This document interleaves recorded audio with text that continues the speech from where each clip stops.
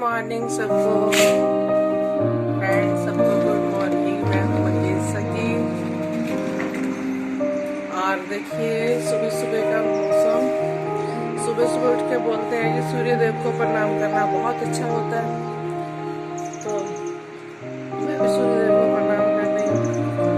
तो हाँ, मॉर्निंग का टाइम है, तो सबसे पहले कहते हैं कि सूर्य की किरणें जब घर पे आती हैं तो बहुत अच्छा लगता है। तो सबसे पहले पर्दे हटा देती हूँ मैं और फिर डोर ओपन कर देती हूँ ताकि सूर्यदेव की किरणें घर पे आए। कहते हैं जिस घर में सूर्यदेव की किरणें आती हैं वो घर बहुत लकी होता है, तो इसलिए हमारे यहाँ सीधी वैसे सूर्यदेव की किरणें आती हैं। तो मैं ये डोर ओपन करके और फिर छोड़ देती हूँ और फिर सूर्यदेव का प्रकाश अंदर आता है, उनकी किरणें अंदर आती है तो बहुत अच्छा लगता है। बहुत चमकता हुआ मुझे लगता है, एकदम अंधेरे से एकदम प्रकाश निकलता है तो बहुत ही प्यारा लगता है, अच्छा लगता है। वो सुबह का नज़ारा ही एक बढ़िया लगता है, देखो है ना। उसके बाद मेरी थायराइड की गोली, ये भी कंपल्सरी है।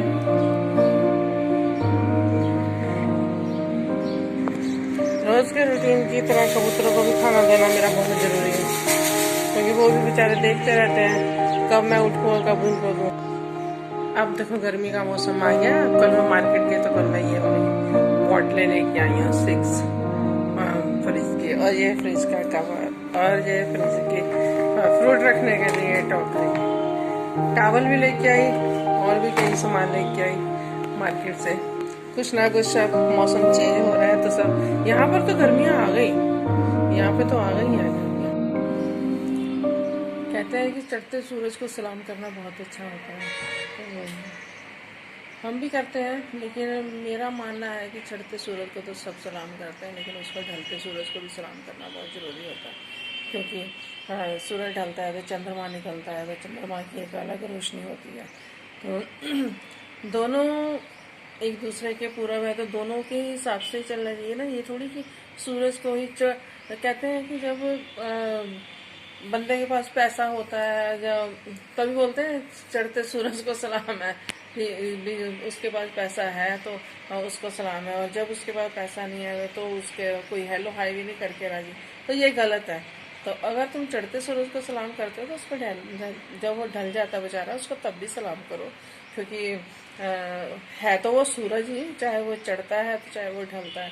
जब वो ढलता है तब उसको कोई सलाम नहीं करता, तब वो सब उसको बोलते हैं कि ये सही नहीं है ना। और जब उसकी पूरा प्रकाश होता है तो तब उसको सब सलाम करते हैं, तो ये गलत है। अगर तुम किसी को पैसे वाले को, किसी को भी तुम अगर उसकी अपनी पावर है तो उस टाइम अगर तुम उसको सलाम करते हो, जब उसकी पावर नहीं है तो आपको तब भी उसको सलाम करना चाहिए, क्योंकि वक्त बदलते ही देर नहीं लगती। अगर वक्त कभी ख़राब आ गया तो इसका मतलब ये नहीं है कि उसके ऊपर दोबारा वक्त अच्छा नहीं आएगा, लेकिन फिर भी लोगों को समझ नहीं आती, फिर भी लोग इतना बोलते हैं, गलत बोलते हैं। तो थोड़ा सा भी कोई बेचारा कमज़ोर हो जाए किसी चीज़ से, पैसे से या बिजनेस से, तो फिर लोग उसको उसकी कदर नहीं करते, उसकी कदर करना छोड़ देते हैं, तो वो अच्छा नहीं लगता। उस टाइम लगता है कि हाँ ये बहुत गलत है, तो उस टाइम फिर पता चल जाता है कि अपनों और पराओं का भी पता चल जाता है, दुनिया का भी पता चल जाता है कि हाँ, तभी बोलते हैं कि चढ़ते सूरज को सलाम है। तो चढ़ते सूरज को तो सब सलाम करते हैं, सलाम तो तब करने का फ़ायदा है जब तुम उसको ढलते हुए पे करो। तो मेरे को तो हमेशा, मैं शाम को बाहर खड़ी हो के तो मैं तो हमेशा प्रणाम करती हूँ उसको, क्योंकि हमारे पर भी वक्त बुरा आया था तो हमें भी मालूम है कि कौन कैसा है। तो मैं वहाँ पे ज़रूर खड़ी होती हूँ बाहर शाम को, और शाम को मैं उसको तब भी प्रणाम करती हूँ, और चाँद को भी प्रणाम करती हूँ, क्योंकि सूरज अगर ढलता है तो चाँद निकलता है, तो जब चाँद ढलता है तो सूरज निकलता है, तो सही है। अगर दिन है तो रात भी है, अगर रात है तो दिन भी है, तो फिर अगर बुरा वक्त है तो अच्छा भी आएगा, अगर अच्छा है तो बुरा भी आएगा। ये दोनों चीज़ें ज़िंदगी के साथ ही है, अपने जीवन के साथ है, तो फिर उसको, उससे डरना क्या है ना। फिर उसको फिर उसी हिसाब से जियो ना। अच्छा है तो अच्छा भी है, तो बुरा है तो बुरा भी, सब अपने अच्छे से जियो। तो पता नहीं, मेरी सोच अलग है, अब आप लोगों की सोच क्या है मुझे नहीं पता, लेकिन मेरी सोच थोड़ी अलग है। तो मैं थोड़ा सा हूँ ऐसी कि कुछ भी सोचती रहती हूँ और कुछ भी बोलती रहती हूँ। और लेकिन नहीं, मुझे अच्छा लगता है कि हाँ, सूर्य देव जब वो पूरे प्रकाश पे हो तब तुम तो उसको माथा टेकते हो, जब वो ढल जाते तो फिर उसको माथा क्यों नहीं टेकते? क्यों? क्योंकि फिर वो बेचारे ढल रहे हैं इसलिए, तो वो गलत है ना।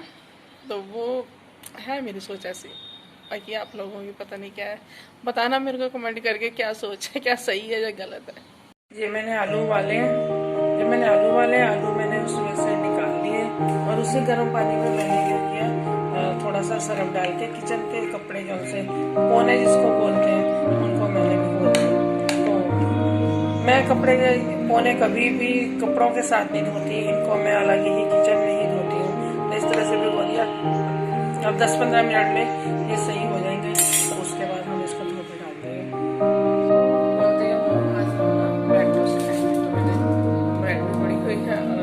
आलू वाले हैं तो इसमें मैंने प्याज, लहसुन नहीं, सॉरी, प्याज, हरी मिर्च, धनिया ये सब डाला है। और नमक मिर्च मिक्स करती हूँ। इस तरीके से हम इसके ऊपर आलू लगा के, आज मैं बना रही हूँ ब्रेड टोस्ट। ये मैंने टोस्टर लिया हुआ है, सैंडविच टोस्टर है। इसको इस तरीके से आप लगाएंगे और इसके ऊपर ऐसे ही वाले ब्रेड रख देंगे।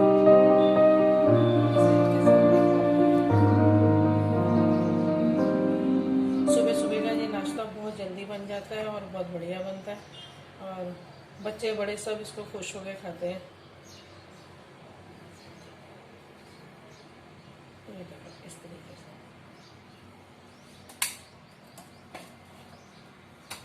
ये मैंने गर्म करने के लिए पहले छोड़ दिया था ताकि फिर जल्दी जल्दी बनने शुरू हो जाते हैं। इस तरीके से इसके ऊपर ऑयल लगाएंगे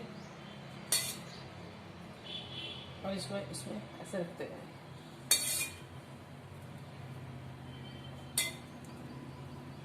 चाय के साथ, कॉफ़ी के साथ, दूध के साथ, आप जिसके भी साथ इसको खाएं बहुत अच्छे लगते हैं। साथ में आप सॉस ले लें, चाहे पुदीने की चटनी ले लें।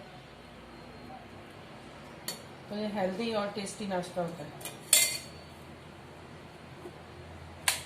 अब इसको चालू कर दिया हमने, अभी ये थोड़ी देर में 1-2 सेकंड में ही ये बन जाएगा। जब भी कोई इलेक्ट्रिकल चीज़ खोलनी हो पहले उसको पीछे से स्विच को बंद कर लो ताकि हमें शॉर्ट ना लग जाए, करंट ना लग जाए। ये देखो हमारा नाश्ता एकदम से बन के रेडी हो गया है। ये देखो, इसको आप ज़्यादा भी ब्राउन कर सकते हो, लेकिन मैं इतना ही ब्राउन कर रही हूँ। इसको और भी ज़्यादा आप ब्राउन कर सकते हो। जब तक आप ये दूसरे, इस पर मैंने ऑयल लगा के रखा है, आलू लगा के रखे हैं। आप इसको इस तरीके से साथ के साथ रखते जाओ, क्योंकि गर्म होता है तो फिर ये बहुत जल्दी जल्दी बनने शुरू हो जाते हैं, नहीं तो गर्म होने में ही इसको टाइम लगता है। और ये बहुत ही टेस्टी नाश्ता बनता है, बहुत ही बढ़िया लगता है खाने में। ये देखिए मेरे टोस्ट एकदम से रेडी है बनके। ये है फ्रेंड पपीता और ये है पपीते के छिलके। आधा पपीता मैंने काट लिया और आधा काट के हमने खा लिया। तो उसके जो से छिलके हैं और ये इसके बीज हैं, इनको हम सुखा के रख लेंगे। ये हमारा एक फेशियल बनाने के काम आएगा। तो इसका हम इसका फेस पैक बना सकते हैं बढ़िया सा, और इससे फेशियल बहुत क्लीन और बहुत बढ़िया बनता है। ये एक नेचुरल इसमें एक नेचुरल होता है कि ब्लीचों से नेचुरल हो जाती है। तो इसको हम अपने फेस पे अप्लाई करेंगे इन छिलकों को। तो आप देखना इससे फेस आपका कितना क्लीन हो जाता है। आप हाथ पैर बाजुओं पे भी इसको अच्छे से मल सकते हो, तो आपका हाथ पैर बाजू भी एकदम से क्लीन हो जाएंगे। तो ये देखो, ये पपीता का छिलका है और इस पर पपीता लगा हुआ है। आप पपीते का पीस भी ले सकते हो। तो मैं तो छिलके इसलिए लिए ताकि छिलके वेस्ट जाते हैं, ये किसी काम तो आते नहीं है। इनको इस तरीके से आप अपने फेस पे अप्लाई करें।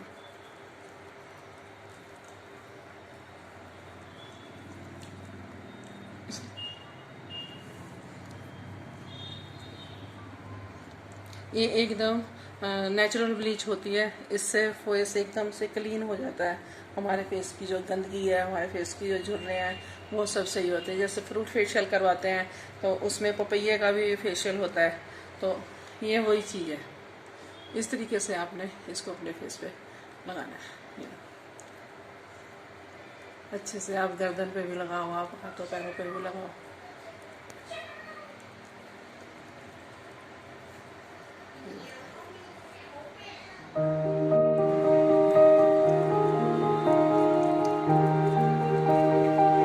इस तरीके से आप अब इसको अपने फेस पे लगाओ। इसमें नेचुरल ब्लीच होती है, एकदम नेचुरल। इससे हमारा जो कालापन है फेस का वो चला जाता है, जो भी गंदगी है वो निकल जाती है, जो भी झुर्रियाँ हैं वो सही हो जाती है। जैसे फ्रूट फेशियल कराते हैं तो फ्रूट फेशियल में इसका पपीते का भी फेशियल होता है। तो ये तो फ्रूट तो नेचुरल ही हमारे हाथ में हो गई है, तो इससे हम अपना फेशियल कर सकते हैं इस तरीके।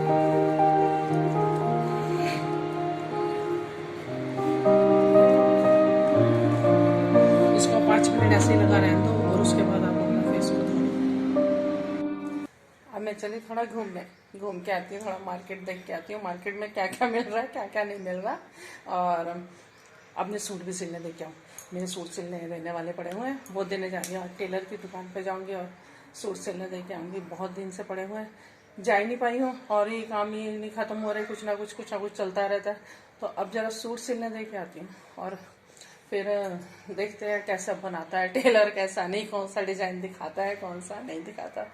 तो होके आती हूँ मैं और फिर मिलते हैं। ये आज हम पिज़्ज़ा हट मैकडोनल्ड इधर आए हैं, दोनों देखो साथ साथ में,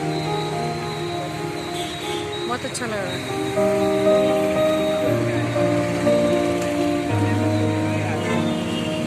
कितनी बड़ी बिल्डिंग, ऊपर SBI बैंक। सोचा आज यहीं पे कुछ खा पी के चलते हैं। देखो ये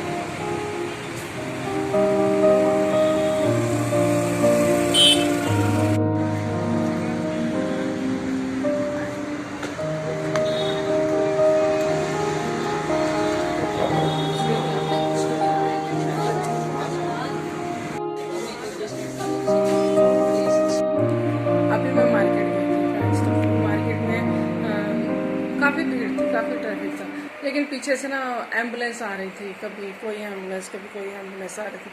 तो मेरा आपको यही मैसेज है कि जब भी एम्बुलेंस आए तो आप अपनी गाड़ी को साइड कर लो और एम्बुलेंस को आप जगा दो।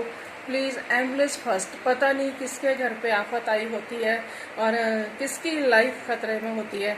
तो उसके लिए मैं आपके आगे हाथ जोड़ के रिक्वेस्ट करती हूँ कि आप लोग उनको रास्ते में जगह जरूर दो, तो अपनी गाड़ी को साइड कर लो, पहले एम्बुलेंस को निकलने दो। फर्स्ट एम्बुलेंस है ना, हमारे आपकी वजह से और हमारी वजह से किसी की ज़िंदगी बच जाती है, तो ये बहुत बड़ी बात है। तो प्लीज़ आप एम्बुलेंस को जगह जरूर दो, जब भी आप उसका हॉर्न सुनते हो, जब भी आपको लगे कि हाँ हमारे पीछे एम्बुलेंस है, तो प्लीज़ प्लीज़ प्लीज़ उसके लिए रास्ता जरूर बनाओ। ओके।